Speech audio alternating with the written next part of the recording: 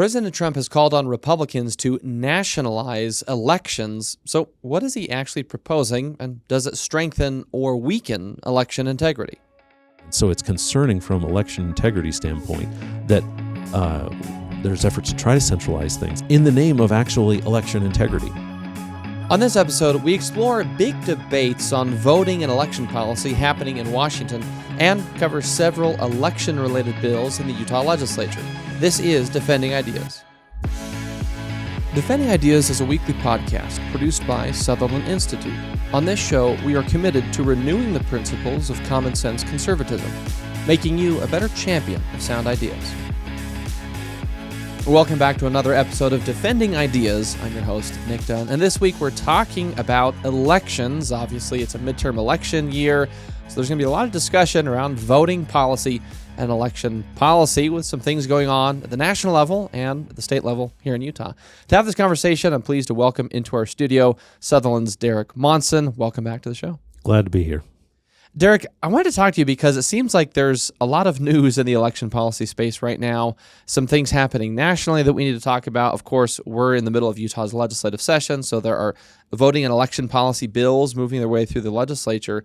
And to start, I want to really focus on the national first, because this is becoming a point of debate for many folks on the national political scene, with some statements recently by President Trump about kind of asking Republicans to nationalize elections, if you will.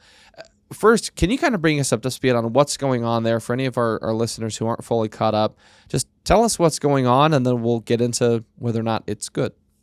Yeah, so if you haven't been kind of following these issues, which I imagine a lot of people aren't right now, elections may not be top of mind for many people outside of wonky people, and which I count myself, right? So that's a self-identifying term there. But the federal government's been very active recently, particularly the Trump administration. So just in the last week or two, there has been a call from President Trump to consider, the term he used was nationalize voting in around 15 states. There's been an FBI raid on the elections office in Georgia, in Atlanta, kind of still continuing, even though it's 2026, we're still kind of looking into the 2020 election. And that follows on what happened last year with President Trump announcing, an executive order he wanted to do to end vote by mail, and the Department of Justice was probably continuing asking states for their voter rolls to try to create a central voter database in the Department of Justice. So there has been just a lot of federal activity in this space in a way that we typically have not seen, and there's a reason we haven't seen that. It's because when you look at the Constitution, it's very clear that states are the lead actors in the election space. There's a few exceptions, and that are explicit in the Constitution, but it says the states shall govern the elections, the time, place, and manner is kind of the language it uses of elections, and then Congress can also pass laws there. Now, one thing you don't see in any of what I just said and in the language of the Constitution is actions from the president, standalone, by himself or herself, unilateral. And that is a lot of what's been happening. Now, there is a piece of legislation I suppose we'll get into called the MEGA Act that's just barely been announced. So Congress is maybe announcing an intent to discuss some of these things. But as far as actions from the federal government, it's always been the president for the last year, certainly. And so that raises lots of questions when the Constitution says states are the ones at the forefront of this, and Congress can do some things, but when all the activity is going on at the presidential level, it kind of raises the question: what are we doing? If the Constitution gives us this framework of states and Congress, then why is the federal government trying to do so much in the form of the president announcing actions, taking actions, and why is the president doing anything at all? Again, given that constitutional framework. And so that's when we get into these issues of federalism and what's the right line to draw for where the state's role ends and the federal role begins, or really more likely where the overlap is and where it's more distinct and not overlapping. And that's kind of what we're dealing with right now. Derek, I want to read an excerpt from an ABC News article that we'll link to in the show notes. But ABC News reports that President Trump recently said this: The Republicans should say, we want to take over.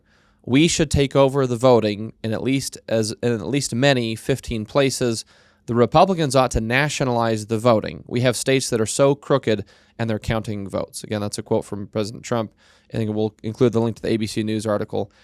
Reading something like that, saying that his party, the party that's in power right now, using language like taking over and nationalizing voting, obviously that's prompting some consternation from a lot of folks out there. Can you help put it into context? Is that essentially kind of what the administration is trying to do through some of these other actions? Essentially saying, hey, let's centralize voting policy, voting power over election policy in Washington, D.C., or is that not quite the read of what he's saying or trying to do? Well, I think the first thing when you hear something like that is there anybody who really believes that when the federal government takes over something, it gets better? I don't know that's got a great track record behind it. And so that's, I think, the first thing that comes to my mind. But then directly to your question, it does appear to be that way. I mean, we can't get into the minds necessarily of federal officials and the administration, what their intent is. But certainly their activity has been to the Department of Justice come in trying to beef up federal role in enforcement of election laws, for instance, around voter roll maintenance. Like President Trump recently said, the quote that you mentioned, trying to say we should just simply take over how votes are counted, take over these elections in these 15 states. There has been actions that would put the federal government ahead of the states in doing the basics of election administration. And that's just not been how we've run elections for the last 250 years is the thing. Again, it's kind of obvious when you look at what the Constitution says, but typically our elections are, votes are counted by local officials. That's where you go and cast your ballot. That's who gathers your ballot, tabulates it. The states tend to oversee that process, make sure things are being done above board, make sure that laws are being followed, maybe having some role in making sure that, things are being audited, machines are being audited to make sure they work properly, vote counts are being audited to make sure that they were counted accurately. So just kind of the oversight of the whole process. And then the federal government has typically set standards for things, standards on what kinds of machines are secure or those kinds of rules. And what we're seeing more recently is the administration and President Trump trying to say we need to be doing more of this stuff that the states and the localities have typically done. And here's where that's a concern. If you are someone, it all boils down to election security and election integrity.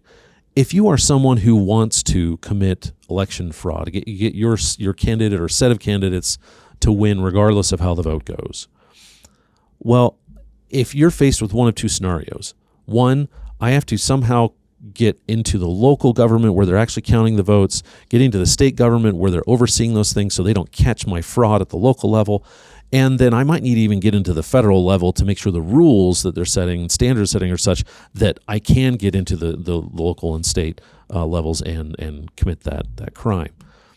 That's one option. And the other option is everything's being done at the federal government level. Oh, great. I can go and just hack the Department of Justice database. I can go and manipulate the rules, pay off who I need to pay off, and try to corrupt the system that way with just one kind of line of attack. Which would you choose? It's much more complicated, expensive, and frankly impractical, if not impossible, to execute voter fraud on a wide-scale basis when the authority is spread across local, state, and federal governments. It's just really challenging and difficult to get that many people. You probably have to get hundreds of people across multiple levels of government all saying, yeah, I'm in on this, and we're not going to let it see the light of day. And that doesn't happen. That's why we don't have mass voter fraud in this country. Compared to, again, one centralized system that has shown itself to be hackable, that has shown itself to be influenceable by foreign countries at times. Again, just thinking espionage efforts and things like that. I mean, all you got to do is look up different spy podcasts, right, of the following CIA and FBI. Those things exist. They're not conspiracy theories. They're documented instances. And to put everything in that basket is, I think, a election fraudster's dream. And so it's concerning from election integrity standpoint that there's efforts to try to centralize things in the name of actually election integrity. It kind of raises the question, do we really understand how election integrity works? And probably not, because I don't think many people really think about it at that level, right? They just think about it at the level of, hey, I want to go cast my ballot. I want to have a good experience. I don't have to wait in a line for 6 hours, or whatever, the inconvenience might be, that when you know how you want to vote, you want to just be able to go vote. And that's how the way people think. And our Constitution is beautiful in that regard, in that it thinks about all these things for us. It says, and it's not to say we don't have to think about it, it's made the decisions already to say we have a multi-layered, complex system that is very difficult to penetrate, especially in the world that we live in, where everything is done in ways that can be checked by technology. Ballots are gathered by hand, they're run through machines by hand, they're checked and audited by hand. We're not relying on technology to count our votes, but we do use technologies to then say, okay, we're going to audit these results and see how they did. Do they show up accurately and correctly? And in a world like that, where you have kind of human administered elections being checked using technology, also run by human beings, right? That's not being just outsourced to some AI overlord or something like that. It's a really secure system. And oftentimes people who don't think that's true will put forward evidence, that creates the possibility or potential of fraud without actually creating fraud.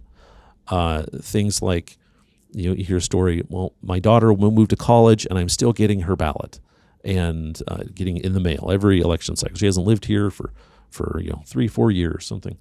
And then when someone offers, oh, well, let's change that, they say, oh, no, she still wants to vote here. So things like that, that's not actually evidence of fraud. And if there was a possibility of fraud, the person reporting it is evidence that they caught it.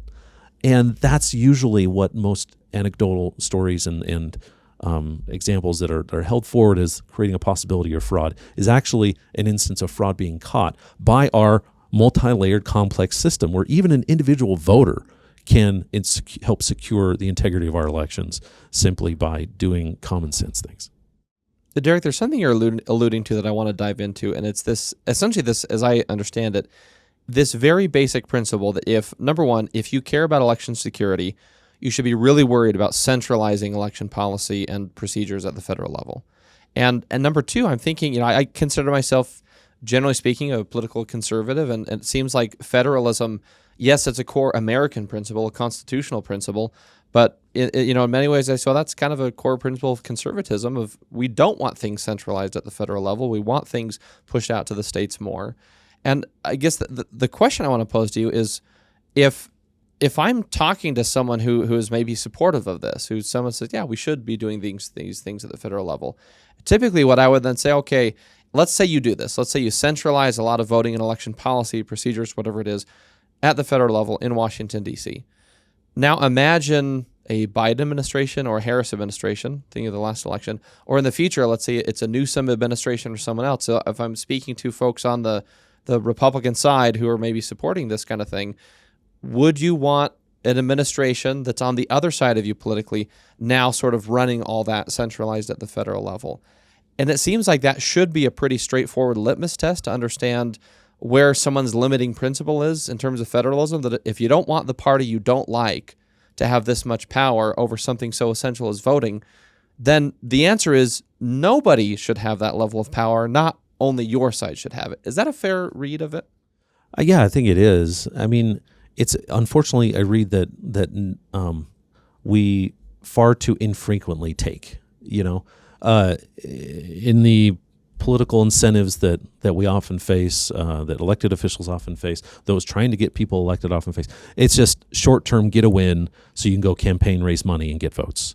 And so, it's very short-sighted oftentimes, and those questions and conversations do happen about, well, what happens when the other side wins? And for instance, you see that, in the debate around the filibuster. And yet, that hasn't stopped us from continuing to erode things like the filibuster. So it's evidence that that while that is a fair characterization, it's also one that maybe isn't being taken as seriously as it should, because the litmus test of whether something is good or not probably in our system ought to be, is it good enough that you trust the other side to use it or not? And if it is, then you should go after it. And if it's not, then you're sowing the seeds of your own your own defeat, your own opposition, your own setbacks. So it's really, and these principles of federalism are grounded in conservatism. It is a foundation of conservatism, but it's really a foundation of America. That's how we do things. And the question becomes why? Because you say federalism, people's eyes start to glaze over, and what are we even talking about? We're just talking about the federal government or whatever it is. But what we're talking about is how we do government in a way that we can trust and hold accountable. In a federalist system, the biggest decisions are being made by the government that is closest to you, that local government, and then maybe the state, and then the federal level after that. And the more local something is, the more you can know it. You can know the people involved in it, the more influence you can have in it, because if you know the people, you can go talk to them. If you know the process that's happening in your city, you can just go attend a meeting one night. If you know the issues being debated and how they're playing out in your community, you can go actually contribute meaningfully to the discussions and decisions being made. And the further you get away from that in terms of the person or the people making the decisions, the less influenceable, accountable to you, and trustworthy that is. Even if there's decisions being made that you like, there are going to be decisions that are made that you don't like. And when you have no ability to influence or change or hold accountable the people, the processes making those decisions that you don't like, that's inherently untrustworthy. And in a system that's supposed to be representative government, right? It's supposed to represent you as a voter, you as a member of the people. And doesn't mean you're always going to get what you want, but it does mean that you should have some say in what happens. And the more centralized things become far away geographically, the less that is happening, that representation is happening, and again, the more inherently untrustworthy and it becomes, and the more confidence is lost in that process. And when that happens at something so foundational to our free system of government as elections, that's the stuff of revolution. If you can't even believe anymore, I'm not saying this is not where we're at, right? I want to be clear here. It's not sky is falling, but although some people believe that, but I don't believe that. But if we ever get to the point where you can't even have sufficient influence over the person you're choosing to make the decisions on your behalf, that's exactly why the colonies revolted against the British Empire, because no taxation without representation. Those kinds of issues are fundamental to what we are as a nation. And so the real concern becomes when these things are being meddled with in ways that appear to be driven more by partisan interests, more by political interests, and more possibly even by personal gain than by the way the ideas of our Constitution, the way our nation is designed to function, the well-being of the people, the common good, just how our nation is supposed to function to bring about the pursuit of happiness and the well-being of our country. Derek, we need to take a quick break. Can I ask you really briefly before we go to break? You mentioned the MEGA Act, and for our listeners, it's MEGA, not MAGA Act, which sometimes just listening we need to make clear. So the MEGA Act, what is it proposing? Good idea, bad idea? Well, it is a play on MAGA, right? The Make Elections Great Again Act. So, you'd be forgiven for confusing the two. But it intends to move us towards, if I summed it up myself, it moves us towards a voting in person on election day, or as close to that as we can realistically get. So there's a lot of things around that that are around election security, for instance, requiring photo identification to vote. But then there's things like ban universal vote by mail, so that you can't just mail out a ballot to everybody who's a registered voter anymore. Ban things like ranked choice voting or ballot harvesting, that practice where instead of each individual taking their ballot to a drop box or an election center, there's people who go collect ballots and go turn them in. That's called ballot harvesting. Again, it's really centered on this concept that these ways of voting, mailing your ballot in, getting your ballot in the mail, having time to consider, the candidates, because you get the ballot mail early enough to be able to then think through, okay, who do I want to vote for, and things like that, rather than just going to the ballot box and finding out for the first time some of the names you're having to make a choice on. It's purportedly about election security, but again, it's doing that in a way that undermines election integrity by centralizing all the decisions in Washington, D.C. And rather than letting states and localities address their election systems to the realities they face, to the situations their voters are dealing with. For just to put out one example, universal vote by mail is actually really good in a big western state that has lots of rural area, because that way people don't have to drive hundreds of miles just to drop a ballot off somewhere.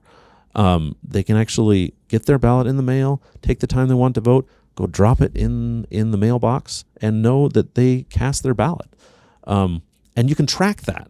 It's not that it's insecure. In Utah, for instance, you can sign up, and I think it's now becoming the default option that you get a notification when your ballot is received by the post office, when your ballot is received by the voting center, when it's been processed.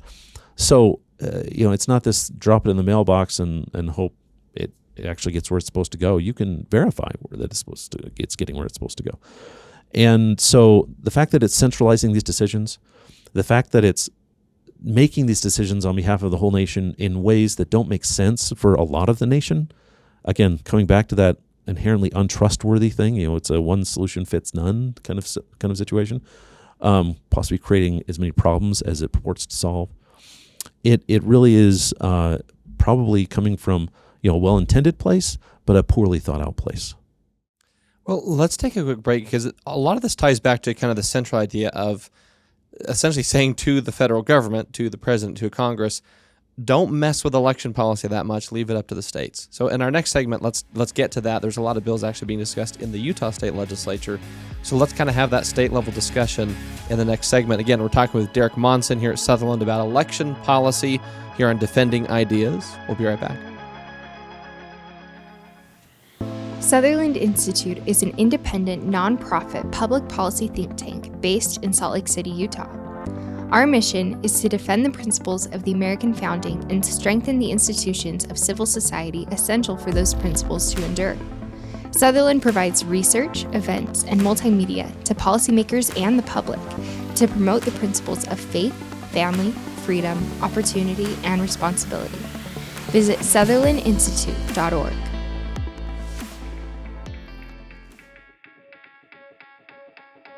Welcome back to Defending Ideas. I'm Nic Dunn. We're going to jump back into our conversation with Derek Monson about election policy at the national level and in the state of Utah. But first, I want to remind you, if you like what you're hearing today, please visit us at defendingideas.org. You can find this episode and previous shows, as well as clips from all of our episodes that you can share on your own social media profiles. You can also find us on all of the major platforms. We're on Spotify, Apple Podcasts, YouTube. Wherever you like to get your shows, just plug in Defending Ideas in the search bar and click subscribe. And if you're watching on YouTube, click the bell icon on your screen so you get notified each time a new episode drops, which is every Tuesday morning. Again, all of that and more wherever you get your shows and at defendingideas.org. Derek, I want to jump back into the conversation because in the first segment, you make a good case for basically saying we need more election policy federalism, or rather we need to sort of preserve that principle. In other words, hey, President, Congress, don't mess with this. Leave it up to the states. Well, folks in the states are being pretty active as well. Here in Utah, we're a little bit into our legislative session, and there are a number of bills related to election policy that the Utah legislature is considering. Can you bring our audience up to speed on what are the debates up at Capitol Hill here in Utah? What is the legislature considering, and how should we make sense of it? Yeah, there is a number of bills being debated that would do some significant things, some less impactful things. and in the election space, I think you have a divide really among kind of political leaders in the state, I believe, where there are some that generally are what we've had over the last decade, a system that leans into vote by mail, mailing ballots out to voters, giving them a period of time to send those back in, giving them a variety of means to return them, and if there's an issue with their ballot, to be able to what's called cure it. Basically, if there's a mistake, maybe you forgot to sign it, maybe there's a question about who you voted for because the way you marked the circle seems to border a couple, and you can go in and clarify those things if you choose to. They reach out to you and give you the opportunity. And there are people out there who like that system. I will say that is the vast majority of voters like that system, and then among the political leaders, you have a group that do, and then you have another set among the kind of political elites that believe that vote by mail is a mistake. They have they believe there's genuine concern about the security of vote by mail, and certainly they don't like some of the outcomes that vote by mail produces. And that could be for, process reasons. It could be for partisan reasons, or it could be for political reasons. And so what they would like to see is a move back more towards kind of where we were 20, 30, 40 years ago, back in the day when everything was great. There's a nostalgia to it, I believe. But it back, where most votes are happening on election night, they're being done in person. And that's how the majority of Utahns vote. That's what they want to see. So you see legislation from reflecting both those perspectives. There's a bill coming out of the Utah Senate that makes some changes, but largely continues the system that we have. That bill is SB 194 for those who are interested in it. There are some notable changes, for instance, around verifying people who are registered to vote are citizens of the United States. Which legally they should be in order to vote, and so trying to address concerns about making sure that people who are not citizens, ensuring that they're not voting illegally. But then many of the other changes are kind of modifications and not dramatic, significant reforms. And then you have a bill coming out of the Utah House of Representatives that represents that second group, I think. The bill number is HB 479, for those, again, interested in looking into this. It would push towards a default of, with a few exceptions, you sent your ballot in the mail, and then you have to return it in person. Again, there are a few exceptions. The exceptions would be that you ask for the right to be granted to you by the state to return your ballot by mail. So whereas that has been a right that people have because of how we've done our elections for the last more than a decade now, they want to turn it into a permission you have to request from the government. As well as a few other exceptions, like if you're in the military or overseas, you'd have the right to return your ballot by mail. Or if it says other legal grounds, so just kind of a grab bag of other things. But that, generally speaking, unless you have a disability, unless you have some of these other categories, you are going to a polling place to return your ballot, or if you want to request that you return by mail, you have to go to in person to a polling place to request that. And again, the arguments are going to be put forward on that is that it's about election security and integrity.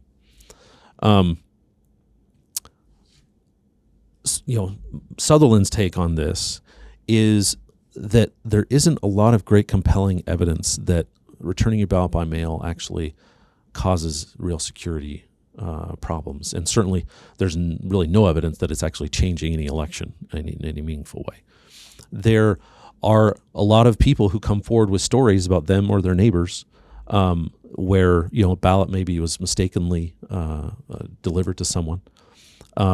There may be one or two, maybe at most a handful of instances of a vote being cast and counted that should not have been, because a voter wasn't registered or they should not have been able to register, certain things like that. But 5 votes is not going to change any election, really, in the state of Utah. Maybe there's a few exceptions. There are a couple out there that have closer races, but even close races are just typically not decided by those margins. And so you add on to that what the evidence is of how people want to vote, right? I mean, we're here to reflect the will of the people. And that was an open question. How do you measure the will of the people? So there's big debates about that, and there's can be honest disagreements there. But 2 pieces of I think, interesting and compelling evidence. When you ask voters in surveys about what they say they want in the voting system, which Sutherland Institute has done, we did this last year. We're about to come out with some new survey data this year, and they both say the same thing. Voters have a high level of confidence in Utah's vote-by-mail system, that it produces fair, accurate outcomes.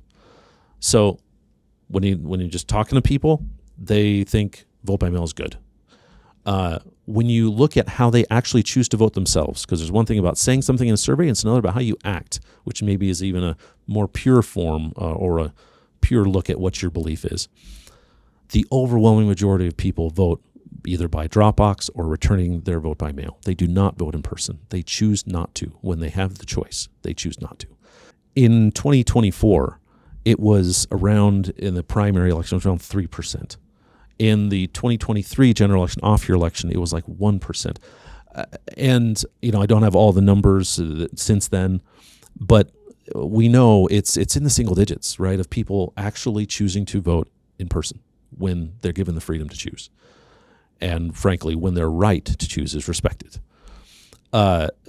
So however you want to view what the people's will is in terms of how they choose to express their will through conversation, through word, or through deed, through their actions, they don't want to go and vote in person. And so when you have those combination of things, the people clearly want to have the option to return their ballots however the way they think best. And a situation where there isn't a real concrete, compelling evidence of a problem with allowing them to do that. There's fears of possible problems, but we don't make policy based on fears of possibilities, right? We make policy based on, it's good policy is based on evidence. It's based on solid, compelling reasons and sound thinking. It's not just based on, well, I'm afraid that this produces this outcome and I don't like what happens over here, and therefore I'm going to ban it. That's a great way to harm people for no real good reason. The evidence, the bar for the evidence for eliminating or severely restricting vote by mail is not there. And so, this bill coming out of the House of Representatives, again, I don't question the motivations or intent of the people who support it. I believe they genuinely believe election integrity is important and election security is a priority.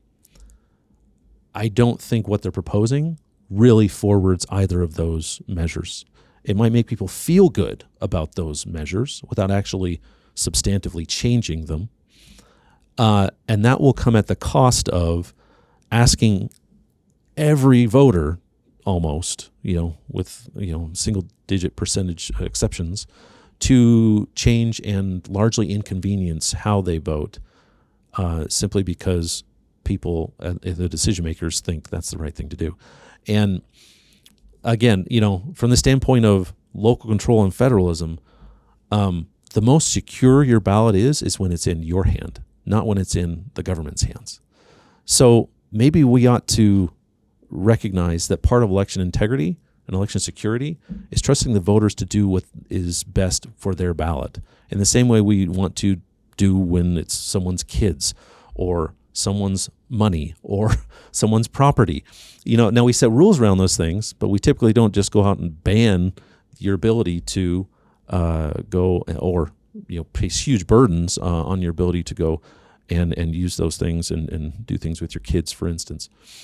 And when we do, it's controversial, right? It causes a lot of consternation among people. And so it's a situation where we might be going, some people want to go in that direction in a way that it doesn't seem merited or really necessary, even though it may be coming from a place of sincerity. Derek, we need to take a quick break, but when we come back, I want to ask a little bit more about some of those state legislative proposals and maybe some of the arguments on either side that people will hear, and then kind of end our conversation with a what's next. I mean, we're in a midterm election year, so obviously the way we vote is important to all of us as voters. It's clearly important to policymakers, even if there's some disagreement about what to do on that front. So I want to get into that to round out the conversation again right after this break. We're talking with Sutherland's Derek Monson about voting and election policy here on Defending Ideas. We'll be right back. For a deeper dive into the issues you care about, read Sutherland Institute's official blog, Insights and Takeaways. You'll gain deep insights from policy experts and relevant takeaways voters need to know. Visit sutherlandinstitute.org.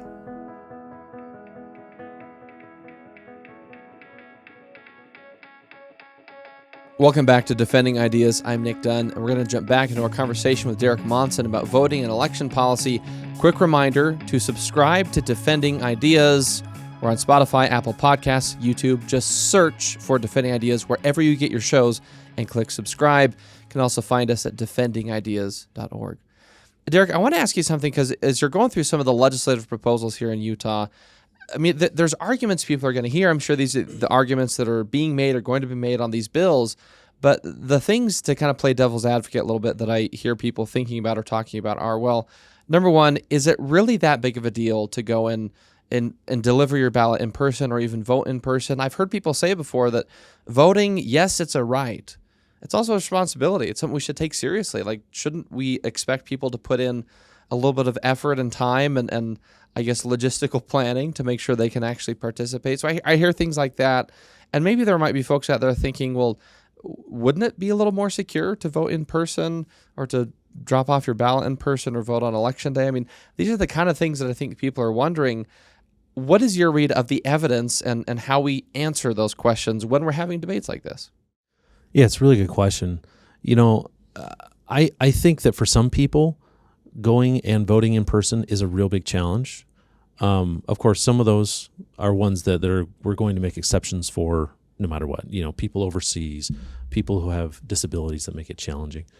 But there's actually more day-to-day realities that make it really difficult to vote in person, because the most recent example that we have of a real concerted effort to make voting an in-person activity happened in Utah County, where I live, in the last election cycle in 2024.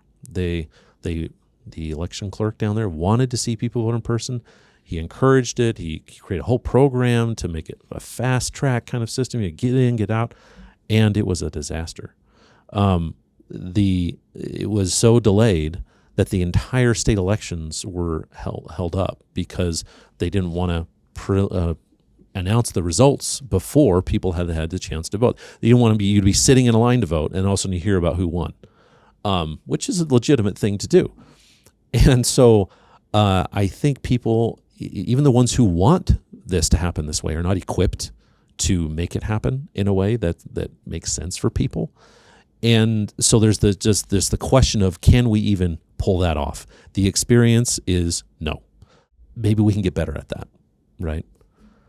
But beyond that, even at times when voting in person was more the norm, long lines are also the norm in those instances, because you can't predict when or where people are going to go to vote when they are kind of asked or forced to vote at one location or a set of locations in a limited time frame. So, for example, and I'll just use my wife had this experience where I wasn't available to watch our kids. This is like a decade ago. This is a long time ago. But again, that's when voting in person was kind of the norm. And I think I may even been out of state at the time. And so she had to bring our kids, and she was thinking, I'll just go drop off the ballot. It turned out to be an hour or two long wait with kids who are not, I mean, what kid wants to sit in the line for an hour unless they're at Disneyland? And even then, right? I mean, when there's not anything to look forward to at the end of that line for a child. That was an experience where she was, I'm never going to do that again.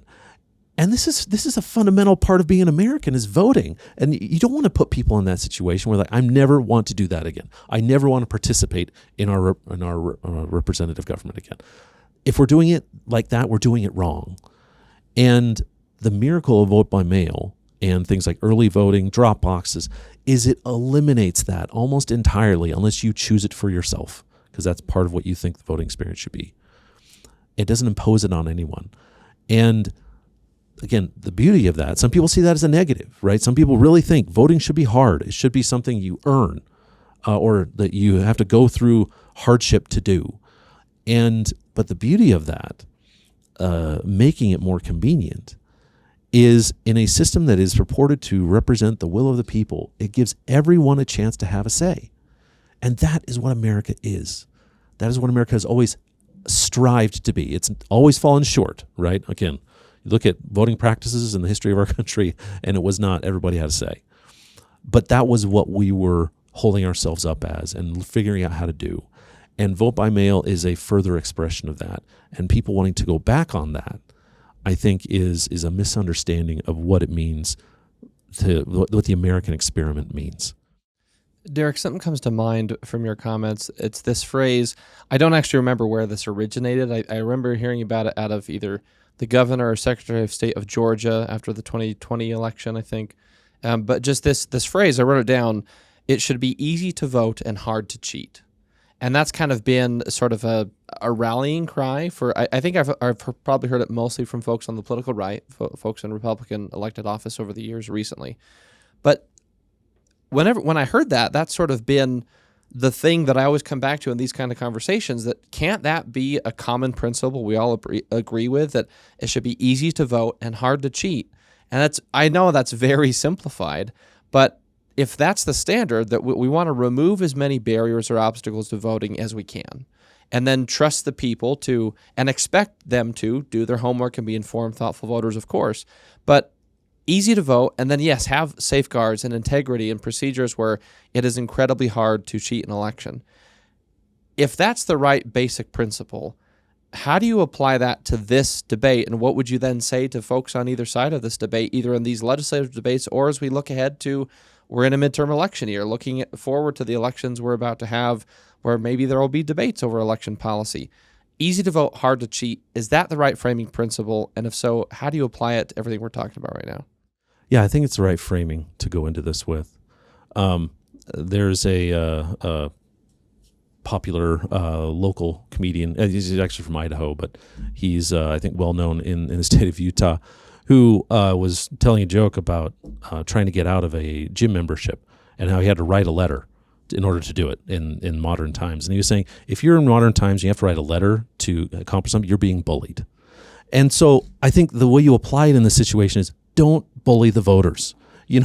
Don't force them to try to jump through hoops to be able to what should be a simple thing of casting their ballot.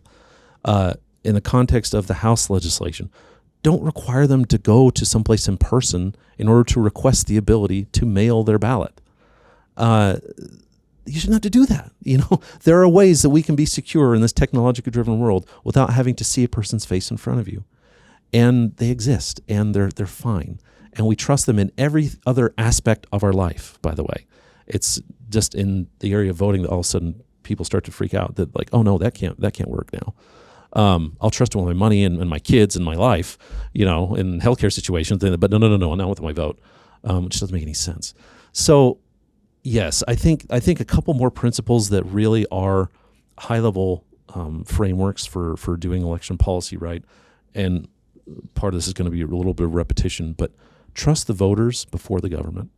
If the voters are saying they want something and it's not causing dramatic problems that are shown by clear and compelling evidence, then let them do it.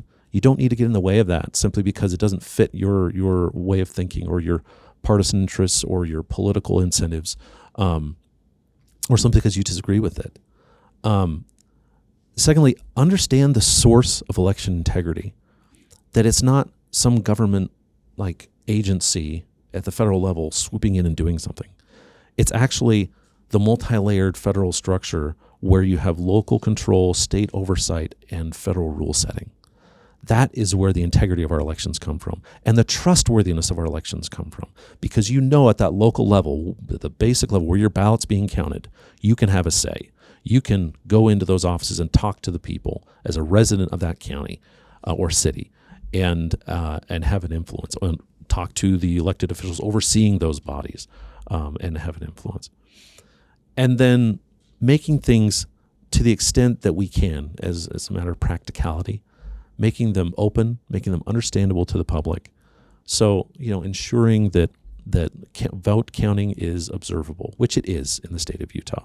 Making sure that we're doing checks of the functioning of the ways that we count ballots, and that not just on those processes, but that the outcomes, the actual counting results, are accurate. And we're doing those things in Utah.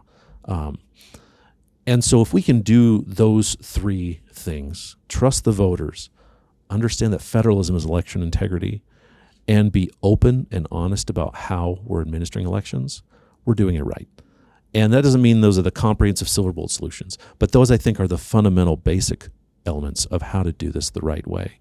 And when we start to undermine some of those things because maybe it doesn't fit our ideological perspective, maybe we're facing partisan incentives that push against these ideas, or political pressures if you're an elected official, then what we're doing is putting those things above what elections are, which is the fundamental expression of American government.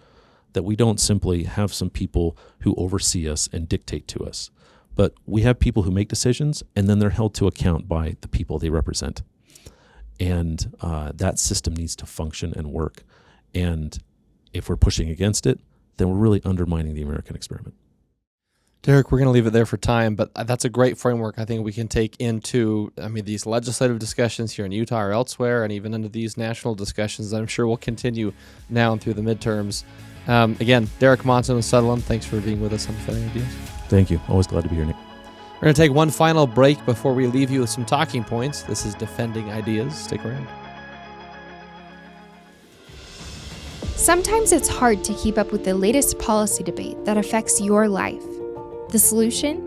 Subscribe to Sutherland Institute's weekly newsletter, where you'll find in-depth insights from seasoned policy experts, compelling multimedia, and advance notice of special events. Visit sutherlandinstitute.org. Welcome back. There are two key ideas from this conversation that I think you and I need to remember anytime we're discussing these issues. First, a dispersed system of election policy, in other words, the system of federalism spelled out in the Constitution, is actually a feature of our election system in the United States because it ensures that any bad actors wishing to co-opt, corrupt, or otherwise override an election face virtual impossibilities by the very nature of having 50 states and countless counties administering elections with local safeguards. Centralizing voting and election policy in Washington would actually make elections less secure and more susceptible to fraud. Second, this idea also ties in directly with a core American principle that is clearly stated in the Constitution: federalism. Certain things are left to the states very intentionally in our constitutional republic. Not only that, but a core principle of conservatism has long been that we don't want power, processes, and the like concentrated and consolidated in Washington, D.C. That principle shouldn't change solely because of who is in power at any given time. Well, that's it for this episode of Defending Ideas. If you enjoyed this discussion, please visit defendingideas.org, where you can access previous episodes and watch or listen on your favorite platform. Don't forget to subscribe to Defending Ideas on Apple Podcasts, Spotify, YouTube, or wherever you like to get your shows. And please share this episode with a friend, family member, or coworker who may find it valuable. Lastly, if you want to support the broad work of Sutherland Institute, if you want more conversations like this, please make a contribution at sutherlandinstitute.org/donate. Thanks again for joining us on Defending Ideas from the Sutherland Institute in Salt Lake City. I'm Nic Dunn. We'll see you next time.